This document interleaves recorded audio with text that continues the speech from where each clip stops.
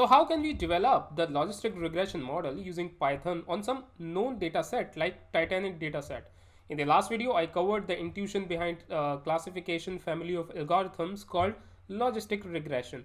So logistic regression is used to classify the classes in the form of yes, no, clicked, not clicked, spam, not spam, 0, 1, etc. Folks, Nitin here, and this is the AI University channel. In this video, I'm going to show you the steps to perform exploratory data analysis using just one line of code before we develop our logistic regression machine learning model to predict whether a passenger on the Titanic ship would have been survived or not. I will be using Titanic dataset for this purpose, and we will also be cleaning the data to bring it into the desired shape so that machine learning model can provide better and accurate predictions. So watch this video till the end to set the foundation in classification family of algorithm. If you are new here, then consider subscribing to this channel, or if you have already subscribed, then click on the bell icon to receive the notifications about hottest technologies of 21st century. I also have a Telegram channel where I post various data science, machine learning, big data, cloud computing related material in PDF form, as well as some cheat sheets time to time. So if you want to get these resources, then subscribe to the Telegram channel. I have provided the link in the description section.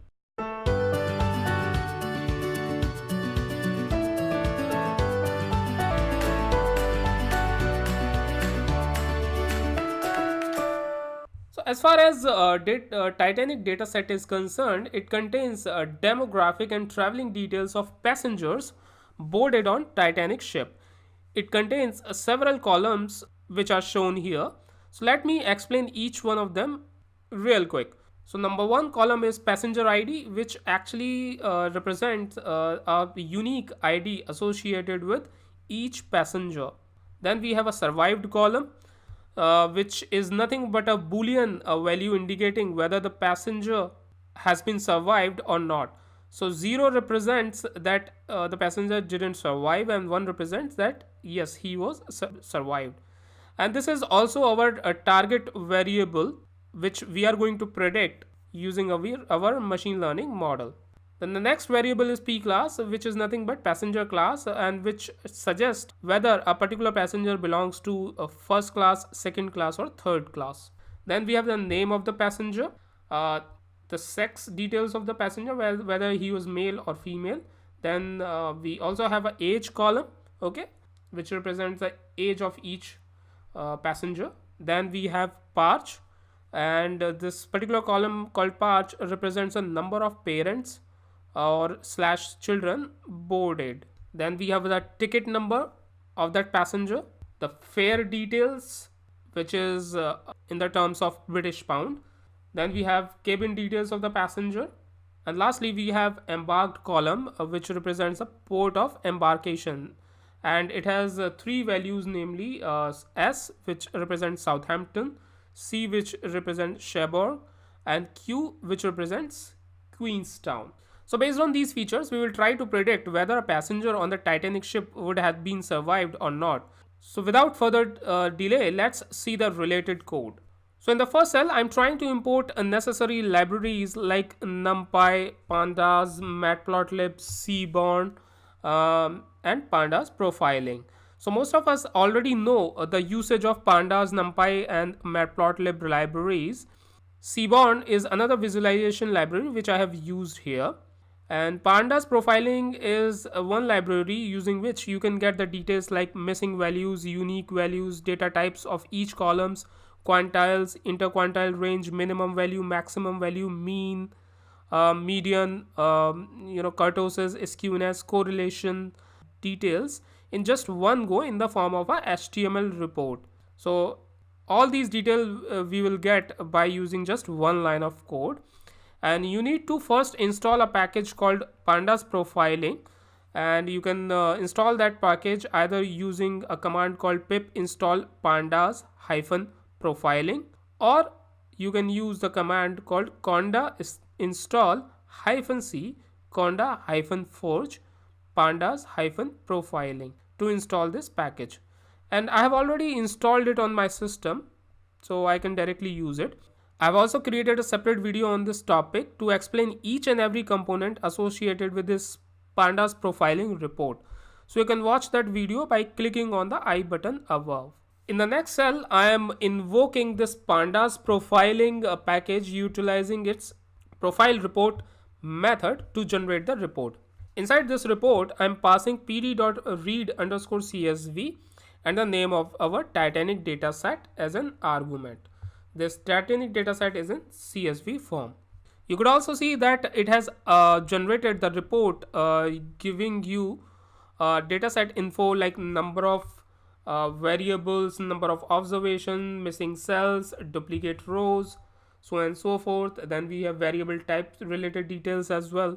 If you scroll down, you will actually get info about each individual variable, right, in this variable section. But we are actually more of interested in missing values. So in the warning section above, you could see that age column has 177 missing values, cabin has 687 missing values. We also have a separate missing values section. So let me scroll down.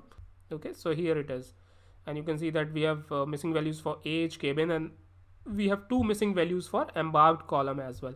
So you could see that histogram shows that age has 714 non-missing values, cabin has 204 non-missing values, and embarked column has 889 non-missing values. If you click on matrix tab, you will see the distribution of missing values and non-missing values. So we will be treating these missing values later on. Let's move on to the next cell where I'm reading the dataset using read_csv method of pandas.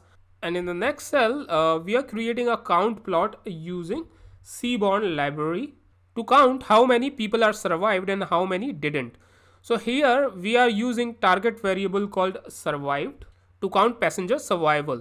0 represents that passenger didn't survive and 1 means passenger survived. We can see that more than 500 people didn't survive and more than 300 passenger actually survived. In the next cell, we are creating a count plot on the basis of gender and passenger class using Seaborn library to count how many males and females are survived and how many didn't. Here we are using target variable called survived to count passenger survival. Variable sex is used to showcase how many males and females were survived and how many didn't. We can see that more number of females survived as compared to males.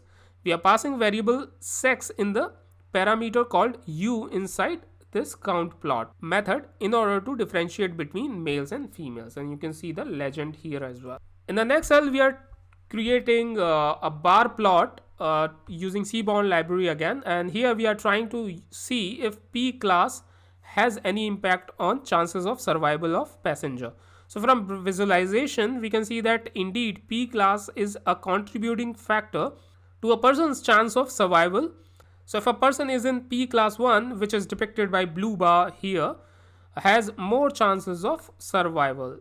In the next cell, we are trying to take a closer look at columns which has missing values, and for that purpose I am using .isNull.sum methods to count the number of missing observations for each columns. We can see that we have 3 columns here, namely age, cabin and embarked, that have missing values. We will be focusing on how to treat these missing values for these columns later on. Moving on to next cell. So here we are trying to see each column or variable info. This is sometimes required to take a cursory look at columns data types. Also to find out which are the columns that are categorical in nature. So if the column is categorical in nature, then we have to encode them so that those can be recognized very well by our machine learning model. We all know that machine learning model can't read the data which is in text form or categorical in nature. For example, columns like age, P class and embarked are all categorical in nature. Now, as we saw earlier, the age column has 177 missing values, and in order to use this feature in our model training, we need to treat the missing values definitely. So one way is to drop the missing values, but we won't be doing that because it might be that those dropped records or observations might contain some significant insights. So, what we are going to do here is to impute the missing values with the mean age of all the passengers. Here, we will go a step further and will check the average age of each passenger with respect to P class and then impute that average age value based on P class for age. So for this purpose, we are creating a box plot to see the average age of each class 1, 2 and 3. So here we are first defining the dimension of our plot as 12 by 8 and then utilizing box plot method here associated with the Seaborn library. Here x-axis contains P class column and y contains the age column. Data argument contains our dataset info and type of color palette we are using for our box plot is winter. So we can see that average age for class 1 is somewhere around 37. Average age of class 2 is somewhere around 29 and average age of class 3 is somewhere around 24, which gives us an insight that passengers in highest class or class 1 are older. So based on the findings from the above cell, we are actually creating a function down below here which can impute the missing values of age based on P class. So the name of this function is impute age and we are receiving the column names inside this function using a position identifiers called cols 0 and cols 1, and then we are storing these identifiers in the variable named age and P class respectively. Next we are checking if the age value is null.